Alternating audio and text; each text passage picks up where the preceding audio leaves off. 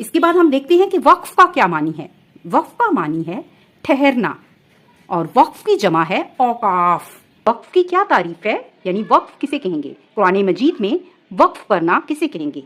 یعنی کلمہ کے آخری حرف کو ساکن کرتے ہوئے سانس لے کر ٹھہرنا، یعنی سانس اور آواز دونوں بند کر دیں اور کلمہ کے آخری حرف کو ساکن کر کے پڑھیں۔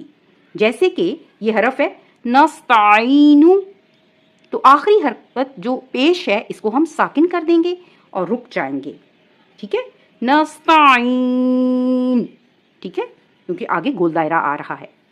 اسی طرح اب آپ دیکھیں کہ قرآن پاک کے رموز و اوقاف وہ علامات ہیں جن کو دیکھ کر ہم نے تلاوت قرآن مجید کے وقت ٹھہر جانا ہے یا نہیں ٹھہرنا۔ اس لیے ان تمام علامات اور نشانات کو سمجھنا نہایت ضروری ہے۔